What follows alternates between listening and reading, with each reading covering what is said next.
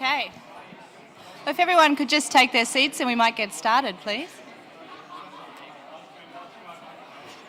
Don't make me do the obnoxious dinging of the glass one more time. All right, I'm going to do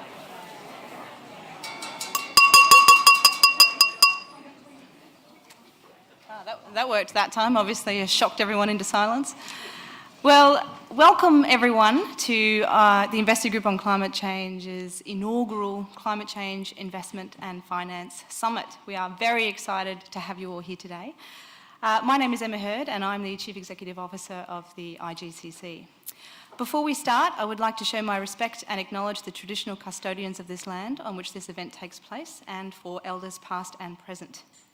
I would also like to encourage you, if you are tweeting throughout the event, to use the hashtag IGCC15, all in capitals. So 2015 is an important year for both the Investor Group, which celebrates our 10th anniversary, and for climate change as a whole. In a few short months, leaders will come together in Paris to agree to limit global warming to 2 degrees Celsius. They will put forward their national commitments, setting out how each nation will play their part in tackling climate change. For investors, increasing momentum on climate change has real implications. Trillions of dollars in capital are already moving out of some industries and into others. Today, over 436 institutions, representing $2.6 trillion US in assets under management, have committed to divestment from fossil fuels, a 50-fold increase in the last 12 months or so. Over $50 billion US worth of green bonds are set to be launched this year alone, and a number have been launched in the Australian marketplace as well. Carbon markets are now operating across 40 cities and nations, states or regions, and are worth an estimated $50 billion US as well. China has committed to peak emissions by 2030 and increase the share of non-fossil fuel energy sources in primary energy to 20% by 2030, and to introduce a national emissions trading scheme by 2017, and we'll hear more from that shortly. And of course, the US is targeting a 30% reduction in carbon from power generation by 2030 from 2005 levels. I tell you all this because numbers matter. They tell a story of transition underway and accelerating across the global economy. And it will have significant impacts for institutional investors and ultimately for the superannuation of every Australian. So we at IGCC have sought to bring together leading Australian and international experts to help us understand exactly what is happening and where things are going. And importantly, the most significant question we're looking to ask is, what does all of this mean for investors, and how should they be responding on a practical day-to-day level to some of these issues? So, as I said, I'd like to thank you all very much for joining us to look at those particular issues, and I'm keen to get started in terms of the actual substance of the program. So firstly, I would just like to welcome Investor Group on Climate Change Chairman Frank Pegan, who's also CEO of Catholic Super, to come to the stage and officially begin proceedings for the summit. Thank you very much.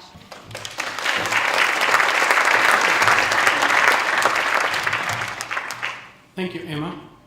As Chair of the Investors Group on Climate Change, I am pleased to welcome leading international experts, major institutional investors and fellow guests to our first Investor Summit, sponsored by the Investors Group on Climate Change for Australia and New Zealand. This summit is titled No Turning Back. It's almost 10 years to today that the Investors Group on Climate Change was officially launched here in Melbourne.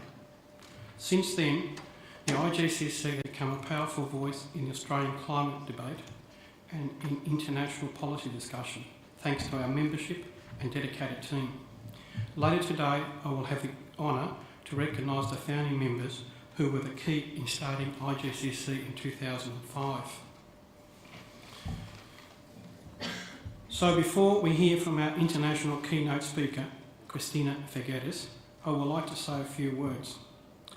I had the privilege of meeting and sharing sessions with Christiana Figueres at the UN Climate Summit of World Leaders and Business Leaders in 2014 in New York. I am excited by her passion and willingness to understand the role of pension funds, asset owners and institutional investors in solving the transition to low carbon.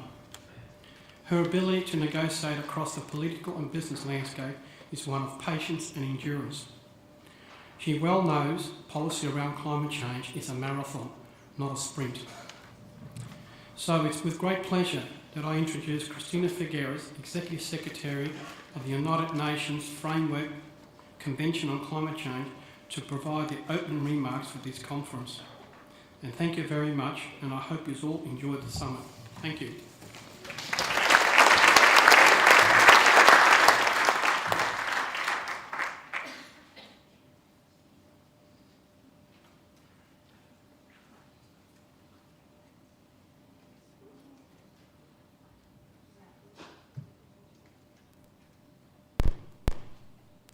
Of your Climate Investment and Finance Summit and help celebrate your 10th anniversary. Congratulations. In the 10 years that your doors have been opened, a lot has changed. Across the world, people, and in particular business and investors, are waking up to the risks of climate change. And they are already looking for opportunity in the low carbon, low emission space. Right now, that space is more attractive than ever. With the falling costs of clean energy tech, the rise of green investments, and the bottom line benefits of greening supply chains and operations, we're seeing a shift that shows the value proposition that underpins the change in the global economy. This is why 13 of the largest companies from across the American economy have pledged to support climate action. It is also why IKEA will give 1 billion euros to address climate change. And it is also why the largest insurers are publicly stating that business as usual will make the world uninsurable. We're also seeing this shift by those who invest. Some of the largest institutional investors, like Norway's Sovereign Wealth Fund, have analyzed their portfolios and are diversifying to avoid potentially stranded assets. Hundreds of institutions representing trillions in assets have signed the Global Investor Statement on Climate Change in support of climate policies and low carbon opportunities. Altogether, these voices from the business and investment communities are forming a surround sound effect that, if amplified to sufficient volume, governments of the world simply cannot ignore at this year's UN Climate Change Conference in Paris. And the new Universal Climate Change Agreement that will be adopted in Paris should both respond to this call for long-term certainty and reinforce the transition to a low-emission, highly resilient economic model. Each country will submit a national climate change plan, what they will do nationally to contribute to the agreement. Many of these plans include renewable energy targets, emission reduction aims, or adaptation action plans. The plans represent attractive investment opportunities for those who are wanting to act in this space.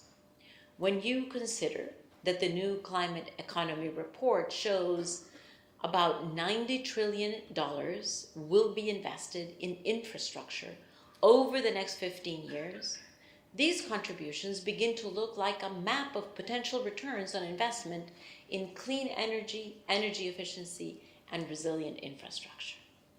So when Paris produces an agreement that points a long-term direction towards climate neutrality in the second half of the century, includes a finance package that de-risks private investment and ensures standard and transparent climate accounting, it will be a powerful tool for investment. Paris promises to be successful, but we can make it more successful, more effective, if in this crucial run-up to Paris we add to and amplify the call from business and investors to strengthen this emerging transformation towards low emission or no emission growth. This is why, dear friends, today I ask you to amplify the call by joining in commitment and in action. There are many options that do this. If you have not done so, I encourage you to visit the NASCA portal and see the rich breadth of investor action and add your own commitment. Join the Portfolio Decarbonization Coalition. Sign on to the Montreal Pledge or take the action most appropriate for you. And then communicate with your shareholders why this is important. And friends, the normally quiet investment community has incredible influence in local political processes. I encourage you to use your political capital today to explicitly tell policymakers that tomorrow's financial capital will flow into low-emission, sustainable assets. Let them know it is in everyone's best interest to strengthen and speed up the transition that makes those investments prosper. Success in Paris makes this possible, and you make more success in Paris possible. Together, we can update the global economy for this century and usher in a new era of responsible, sustainable prosperity and growth. Thank you, and I wish you a very productive summit.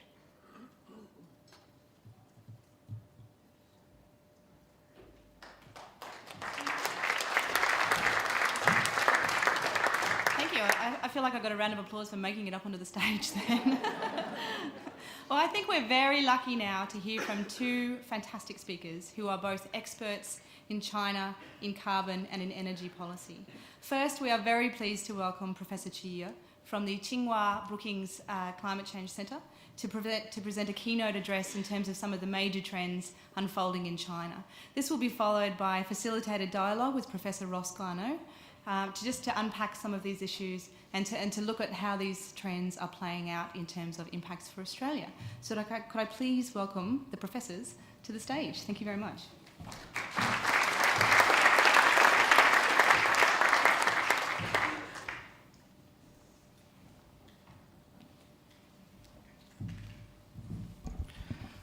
Well, thank you very much for that introduction. And I would also like to thank the IGCC organizers for this fantastic summit. And I'm particularly honored to share this panel with Professor and Ambassador Ross Garnaut. And he's extremely well respected in my circle, climate change, and also in the country of China, where he served as the ambassador. Today, I would like to focus my presentation on leadership, but I will try to minimize the time because I know you would find it more interesting to hear from Professor Garnaut and from that conversation as well. The leadership is a very, the Chinese society has a very mixed feeling about leadership. Our culture just values not to lead. Right? This is very interesting because people believe in the agrarian society that to lead is really not a good thing. But somehow you would grow into a leader, like it or not. When it comes to climate change, that's also happened. But before I go into my talk, I want to share this piece of news story. Just yesterday, the announcement from the Nobel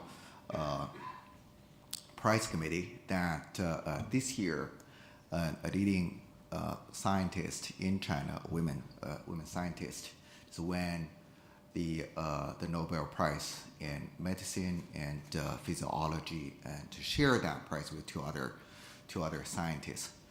This is significant because this is the very first time a Chinese who worked in China and winning the Nobel Prize. Is really the very first time winning the Nobel Prize in science.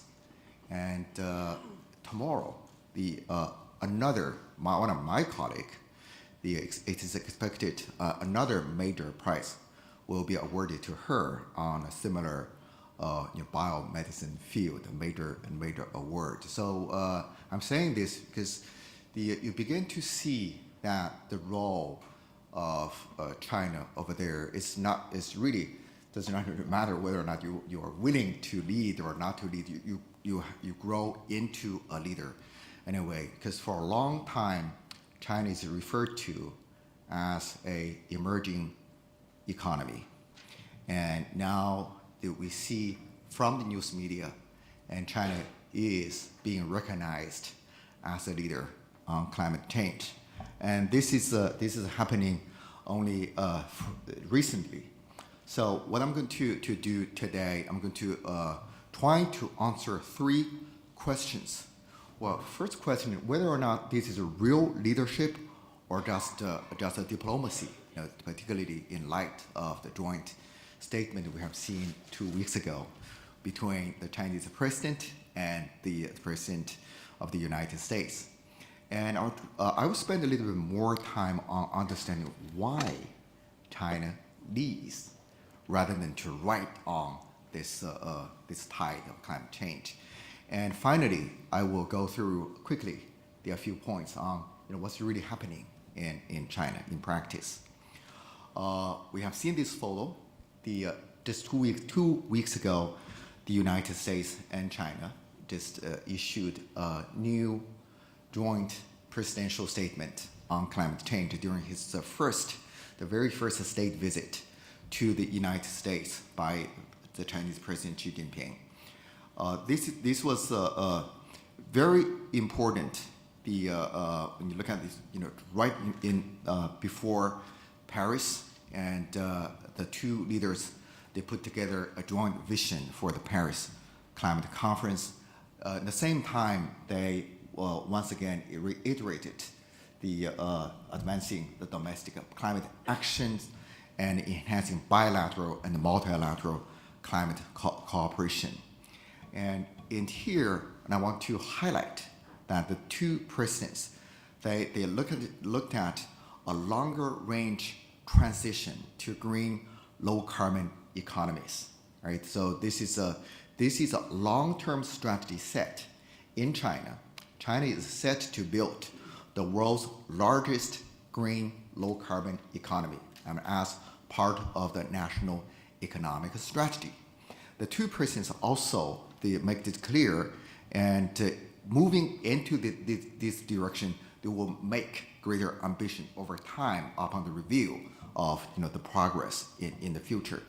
So they also want to make sure to make available this mid-century strategies for this transition to low carbon economy. So therefore, it's not just a vision; it is also a plan to move into this low carbon economy. So this is really inconsistent with this July 8th joint communique by the G7 meeting earlier, just 2 months ago, in Germany, where the leaders of G7 declared to decarbonize the economy by the end of this century, which I consider very significant, because these are the countries who started the fossil fuel revolution, started the age of fossil fuel and the industrial revolution. Now it is the same group of countries who are saying, you know what, we are ending this fossil fuel age. So I think this also sent very clear and loud signal to China and to the rest of the world. And within this joint statement, in particular, reiterated the Chinese commitment to the carbon peak around 2030 and 60 to 65% carbon intensity reduction by 2030 and others. And one of the elements was the first time highlighted was China is going to build a nationwide carbon market system by 2017. So right now, as you know, China has already started 7 pilots, 7 provinces. Then by 2017, China plans to build a nationwide system. So when it is built, this system will be at least twice as large of the existing EU ETS. And it will have a large coverage, and it's expected to be an important tool to reduce carbon at a lower cost. So far, the Chinese approach, based primarily on administrative measures, which has been effective but not necessarily efficient. So another very important element in this joint statement between the United States and China is, for the first time, China declared to put together $3.1 billion US for this South Climate Cooperation Fund. And we know the climate finance negotiation has been extremely difficult and slow. And first time, China has put in more money than the United States into climate financing for this. So this is we consider is a major contribution to the current discussion. So if we put this in a broader context, put this joint statement in a broader context, and to look at the three meetings that the Chinese president had with the President Obama of the United States. First, the only theme that has been consistently there, and the only theme that actually built on joint agreement is climate change. First time when they met was June 2013. And they met in California, and they reached agreement on HFCs. Then last year in November, the two presidents met, and they had a joint announcement on climate change and clean energy cooperation, and then finally this time. So this highlights the significance of climate change in the bilateral relations between the two countries, and also domestically within China. And under these agreements, and also under the Chinese INDCs, and China is to reduce is to peak the carbon dioxide emissions by 2030 and work toward an earlier peak. Then China also is going to plans to increase the non-fossil fuel share of energy to 20% in the overall energy mix. This is a very significant, particularly the last element, the 20% share. This is not in electricity, in the power sector. This is in overall energy consumption. And so this means in between now and 2030, within 15 years, China would have to build another 800 to 1,000 gigawatt of generation capacity. We're talking about a generation capacity equivalent to the entire United States today. This also means this will require an investment of $1.8 trillion US to make this to happen. So this is also mean that a significant share of this will have to be nuclear. So we have to put this all together. Therefore, it is a huge challenge, and it's a very ambitious target.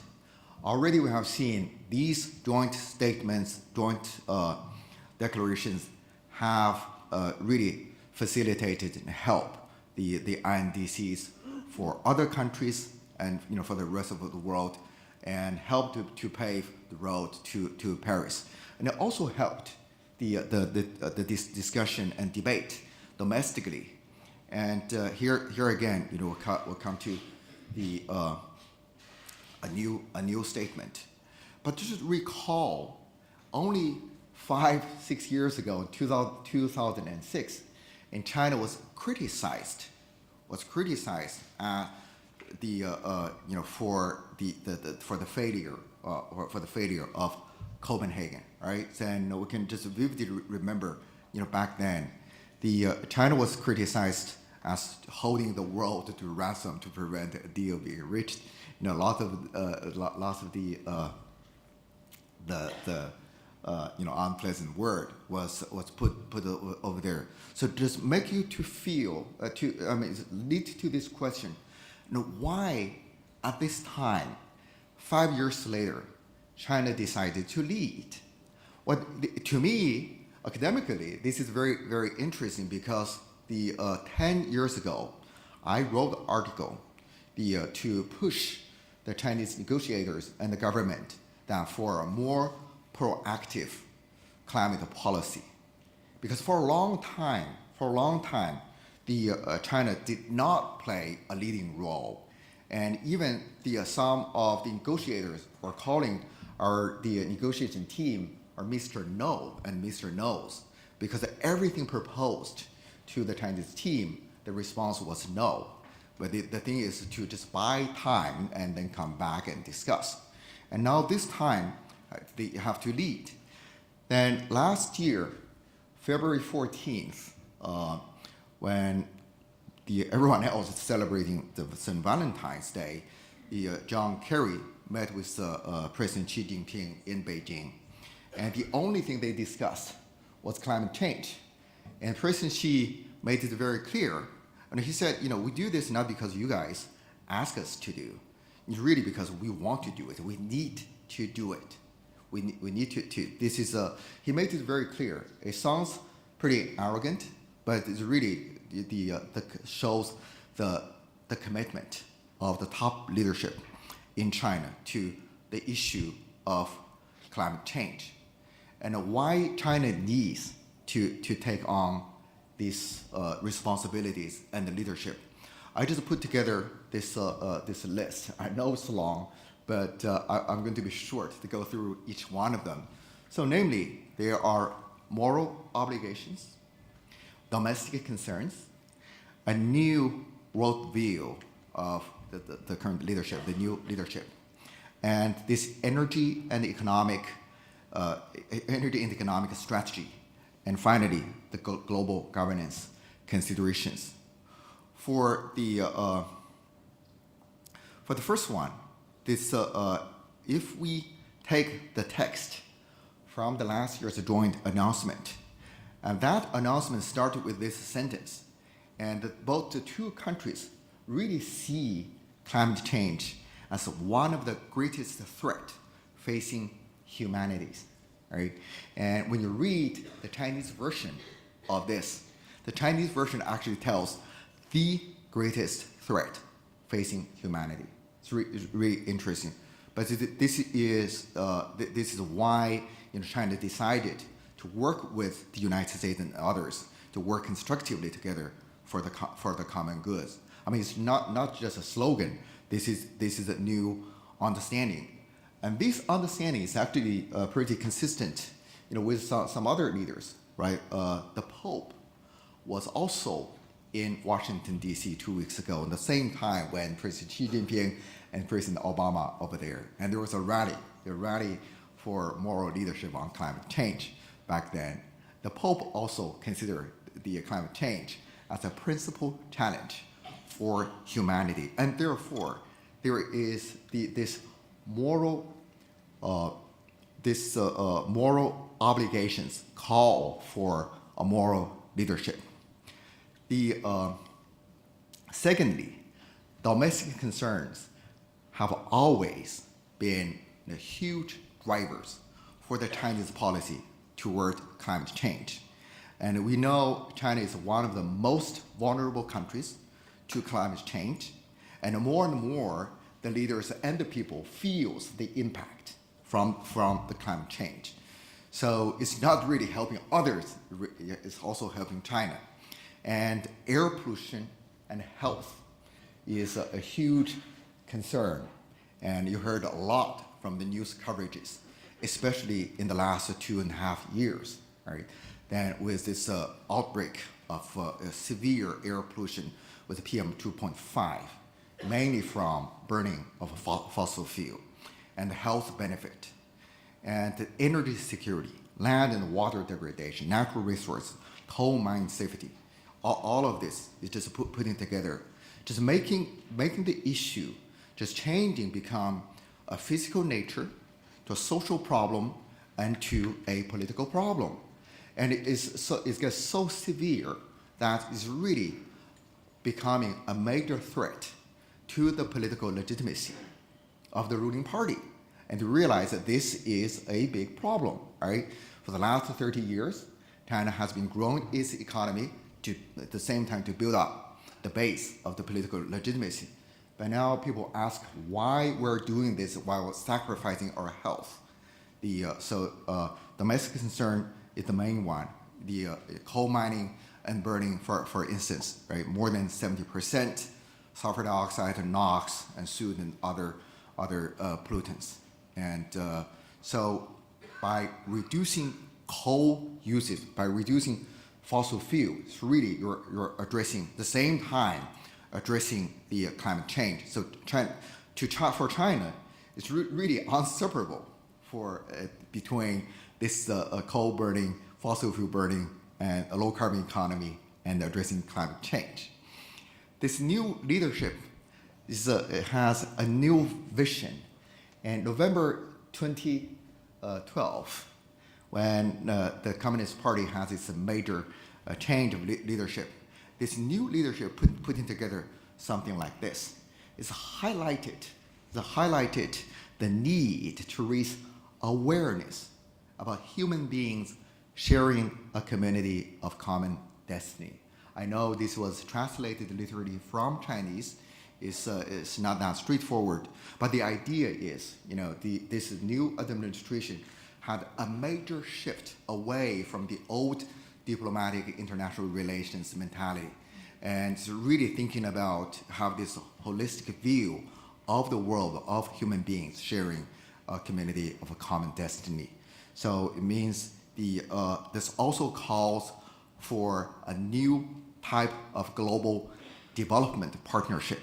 This is so more and more we see this. 2 years ago, when I was writing a paper on this, I was surprised that this idea was not picked up by the media. But earlier this year, and particularly this last trip, the President Xi Jinping did in the United States, just highlighted this new vision. And this new vision also means taking greater responsibility and therefore greater leadership worldwide. And talking about the planetary boundary, now China really feels the planetary boundary and its own borders of the country. And building the large-scale economy is a major piece of the Chinese economic and energy strategy. We know by the GDP measures, China now is the economy second only to the United States. And by the PPP measures, China has already become the largest economy. But this does not really tell a lot, right? China now wants to build the economy, build the low carbon and green, just build on what has already achieved. Because without achieving the environmental goals, without achieving the public health goals, the economic achievement will be much more underlined. And the main challenge is really this rapid and unsustainable energy consumption. And basically, China realized that, come to a hard realization, China cannot really afford this type of economic growth model. So neither does the world. The world cannot afford the unsustainable economic growth model in China. So therefore, we need a new growth model. And here it involves some really, you may call it a revolutionary thinking, right? China actually, in its own development plan, it called for revolution of energy consumption and energy production. That means the government would intervene in energy consumption, will also intervene in the promoting clean energy production. And the transforming the economic growth model has been a call for 20 years. It's not until recently we begin to see some real and major shift from the old model to the new model. And in China, you heard a lot of discussion about this Jeremy Rifkin's book on Third Industrial Revolution. And China really takes this very, very, very seriously.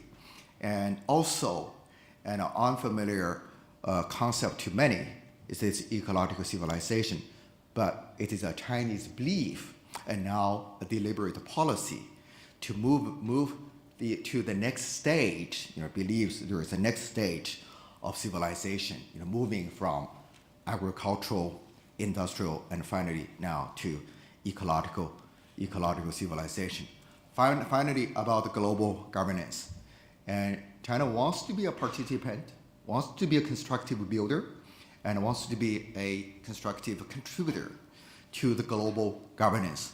We heard so much about the AIIB, about the Belt and Road Initiative, and all of this is considered to be the Chinese effort, endeavor to play a bigger role in global governance.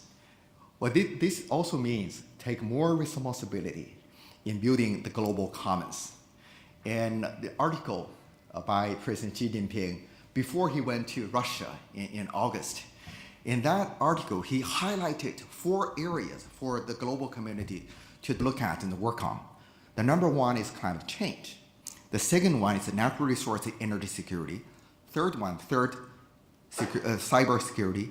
And finally, natural disaster relief.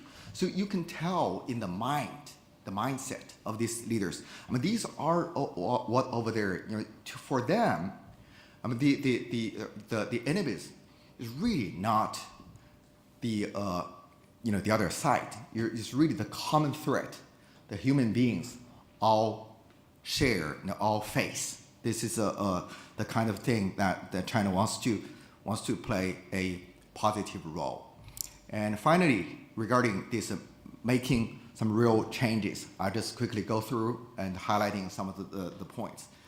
2014 is an interesting year last year, because last year the carbon intensity was reduced by 6.2%, twice as much of what is planned. And for the 12th 5-year plan, first 4 years of the 5-year plan, and the reduction was of almost 16%. The target of the 5 years was 17%. So it's right on track to achieve the target. In Copenhagen, when the Chinese Premier Wen Jiabao was declaring this 40 to 45% reduction in carbon intensity, then a lot of people are just laughing because they do not really believe China will achieve that target.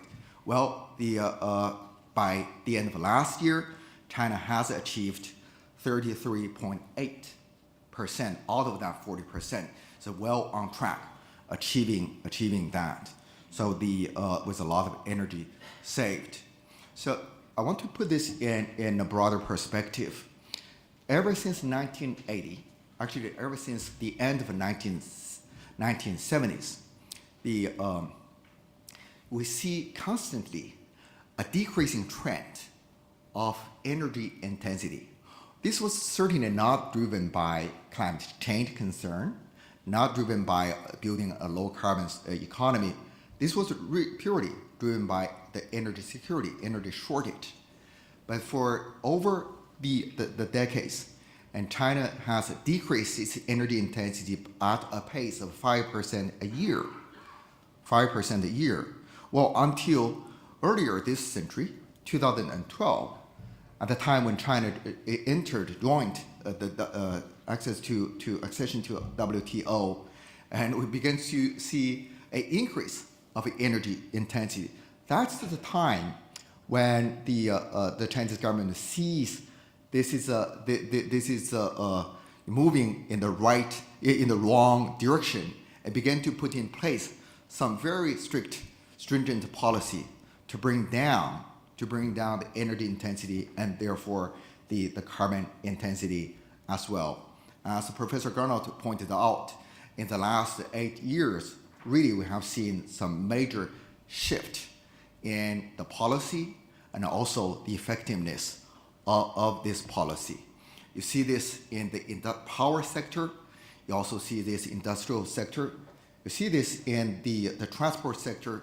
You also see this in the buildings sector as well. As a result, the energy intensity now is really catching up with some major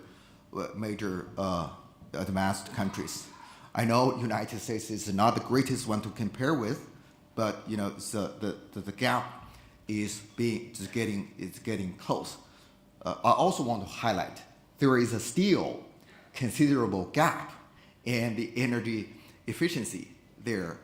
Well, this gap primarily is due to the structure of the economy, right? Where in the United States, the manufacturing sector probably just contributing 1/3, In China, the manufacturers contributing 2/3 of the energy consumption.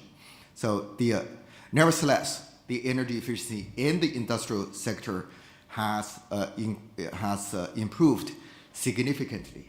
Well, it is improved primarily based on, as a result of a lot of administrative measures, from this closure and shutting down of the inefficient production facilities, shutting down of the smaller, inefficient power facilities. And we know this involves a tremendous cost. This is, and therefore, there is a need to have an alternative mechanism for reducing the carbon and improved energy efficiency. And renewable energy has been growing at an exponential growth rate. And for the last 6 years, China has been a leader in investment, clean energy.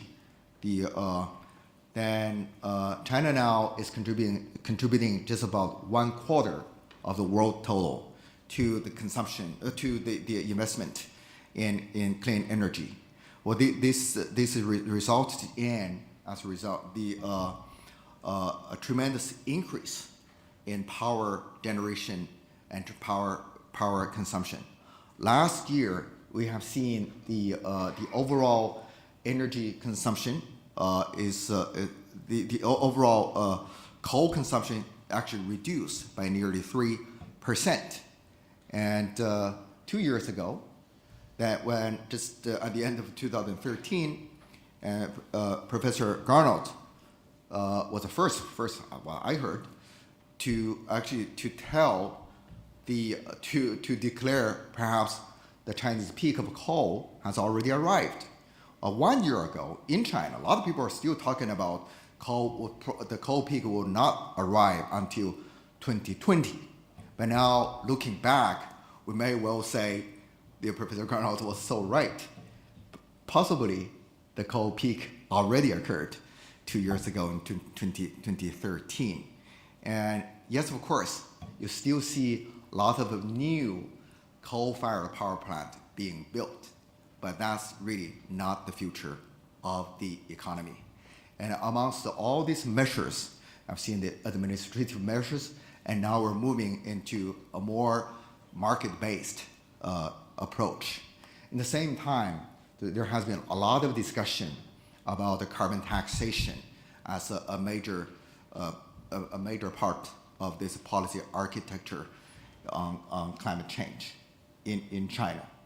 So overall, we have seen some major progress in practice. So when it comes to answering this question, do we now really see the emerging leadership on climate change? As I said, China and the Chinese culture does not really value this leadership thing, but perhaps it's a better way to say that China now is really taking the proactive actions.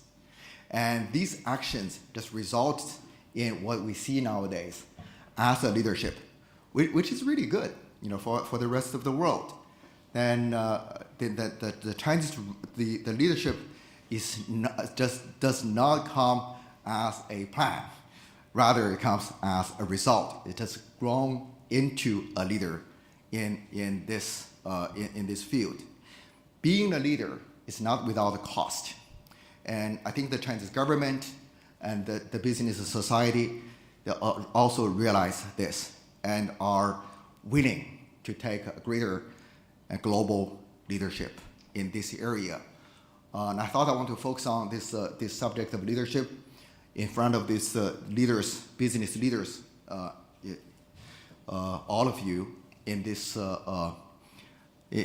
area of climate change, in a way of paying my tribute to all of you for taking your leadership in this field. Thank you so much.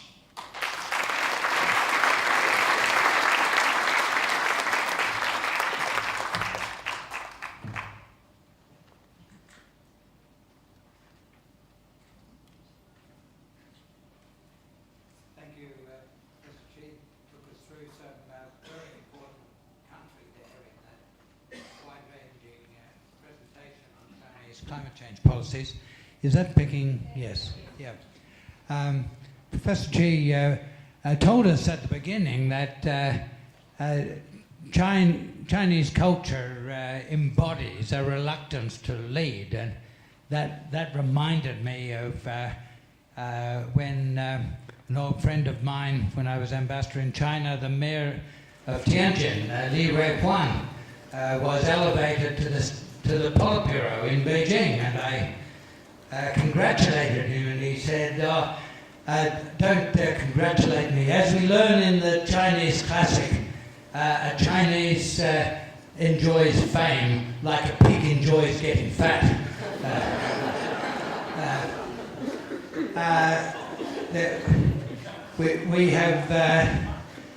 We've seen from Professor Chi a presentation of how China went from reluctance and caution at the Copenhagen meeting of the UNFCCC to a much more prominent role in the year leading up to Paris.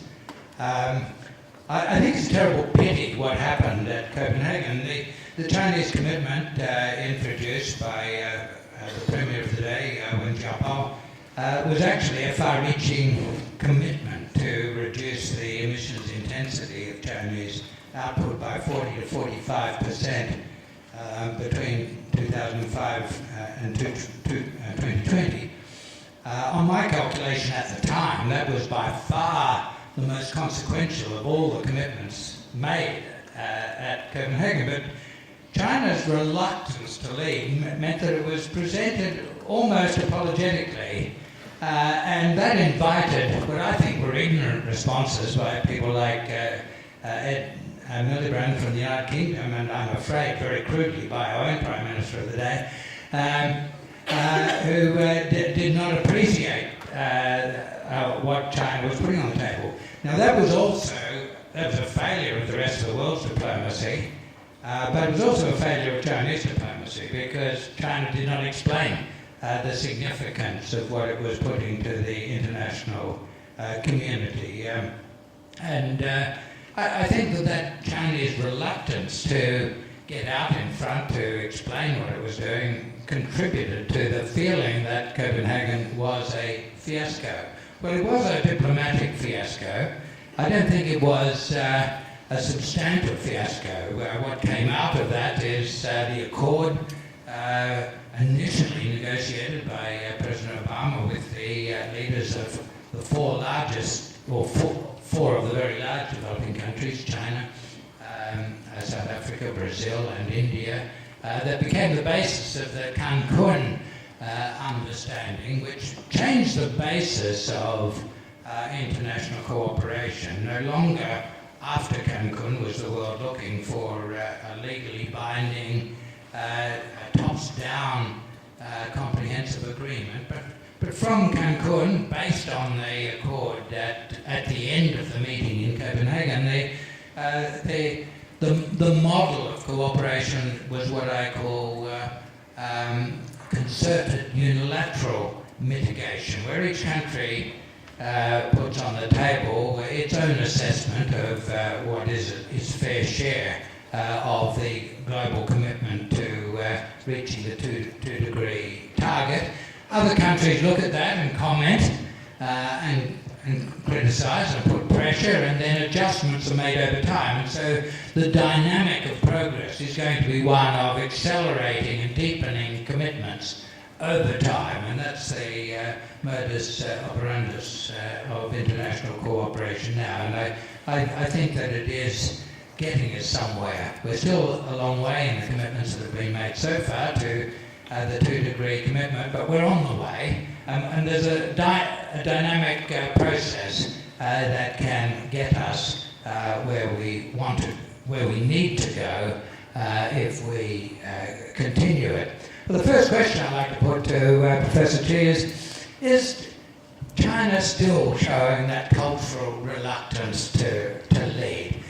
In the accord that Prime Minister Mr. Obama and President Xi Jinping reached in November last year in Beijing, China agreed that its emissions would peak by 2030.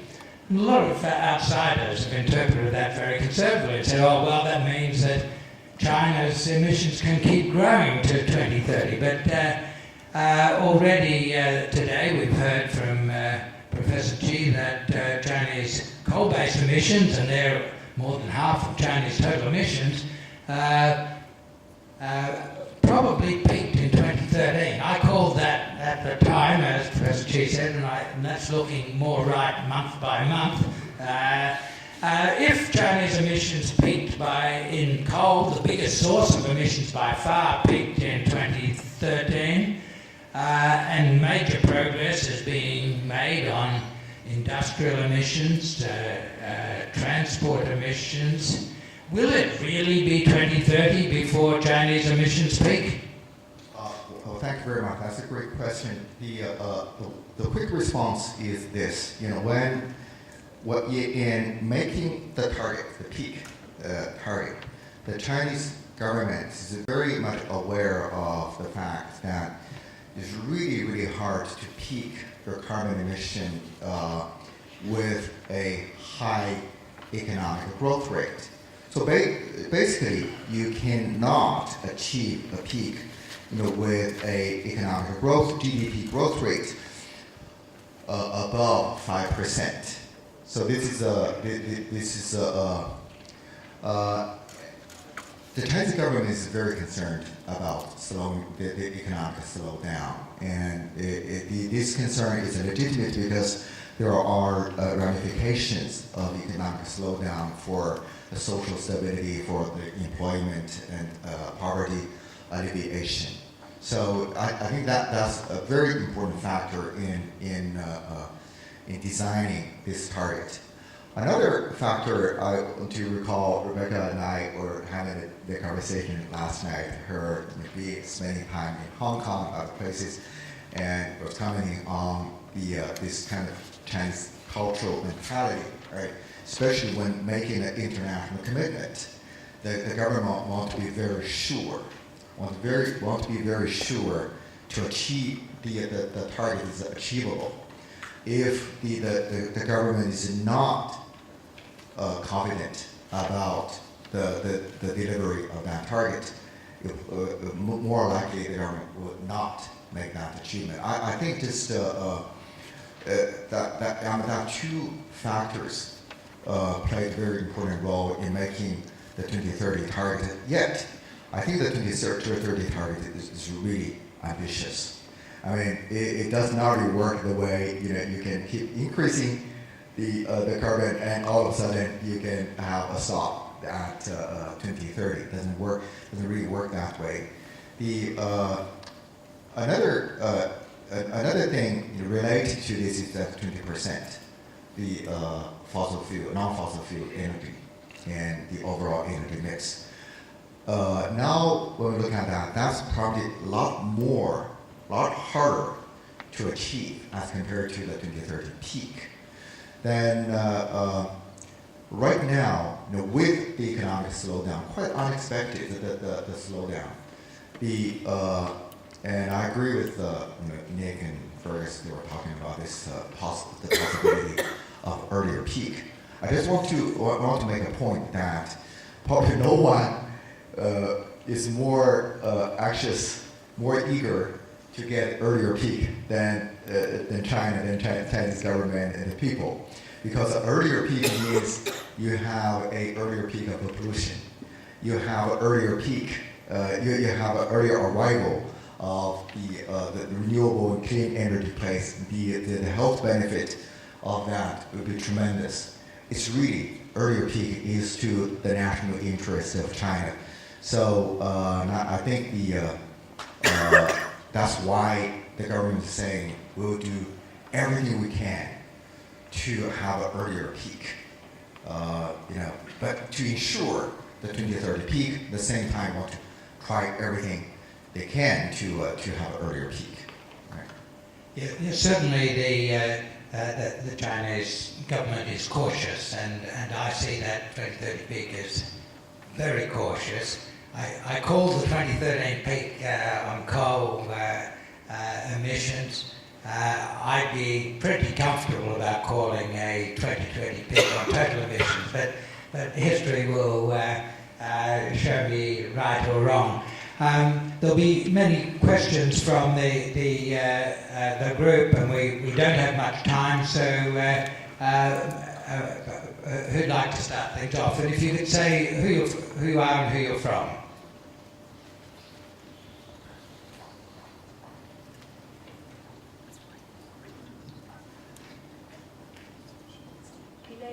From City Research. A question for Professor Chi. In terms of Chinese efforts to peak emissions, what do you see about prospects for clean coal compared with the prospects for renewables and nuclear? Do you think that realistically clean coal offers part of a solution or not? Of course, we have people when they're talking about clean coal, they may have different understanding what that really means. But there are a number of things really happening, and I want to give one example. It's about this gasification of coal and making SMDs out of coal, and this is really on the rise. For the 12th five-year plan. The national target for this S&D was 17 billion cubic meters. And in the end, this became 66 billion cubic meters were approved by the government. So that in a big part is in response to this challenge of air pollution. Air pollution in major cities like in Beijing and Shanghai, and they want to shift coal burning to gas burning. Then you really need the gas. It's not necessarily good for nationwide because by doing that, cleaner coal technology, then you actually leave the pollutant in other part of the region and may well increase the carbon dioxide emission. So, but I think this is since there are multiple considerations in promoting the clean coal. I think that's still going on. It's still a very significant factor to consider this lower carbon development. I think we're being asked to wind up. Well, 1 minute to one question, but we'll have to be brief. Please. Tom Ladd from Frontier Advisors, Professor Chi. Regarding the policy agenda to, if you like, develop central and western China and perhaps shift relative population density to those regions, does that create an extra challenge for decarbonising the economy, or is it perhaps a relative strength, if you like, in achieving that policy? I'm sorry, I didn't catch the first part. Does the policy to shift the locus of rapid development to Western China introduce a special challenge for decarbonisation? Right. That certainly is a important concern. As the industry moving toward western part of China, and this is a trend started a long time ago, but by 2007, already seeing the economic growth rate is higher in the middle and western part of China as compared to the east. But then in the same time, when the industry is moving to the west, it's moving closer to where the energy base, where the energy bases are. So that may also help reduce the carbon emission and energy loss in the transmission and the shipment. So far from the data, the empirical data we have seen so far, it is the concern there, even though it's still there, but it has not really moving into that direction in any significant way. I mean, I think that's in a big part having to do with this geographical location of the energy bases in China. Energy bases, I mean, both fossil fuel energy and wind energy and solar energy as well. Because that northwest part of China is where the energy resources tend to be a lot more abundant than the eastern part of China. Well, there are many others who'd like to ask questions, but we've run to the end of our time. We've had an intriguing introduction to the modern developments, recent developments in China's climate change policy and diplomacy, and I'm sure that you'll be able to catch Professor Chi in the corridors over the day ahead. Thanks, Professor Chi, for starting the program off in such an interesting way. Thank you very much.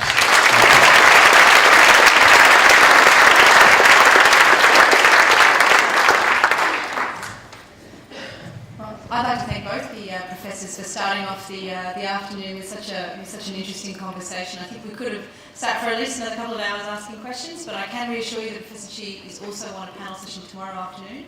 So if you did have burning questions, then make sure you shoot your hand up first to get the question at the International Investor Perspectives question. So we will now have a very quick changeover as we set the stage for what should be an interesting discussion with the Perfect Storm Super Fund, where we'll actually sit through a mock board discussion as they go through a real-life practical example of how boards are dealing with litigation and legal challenges, as well as the actual application of carbon policy from an investor perspective. This session will be chaired by Martin Wilder, who's the Head of Global Environmental Markets at Baker McKenzie. And if I could just invite the members of the Perfect Storm board to the table, then we can move to the next session. Thanks very much.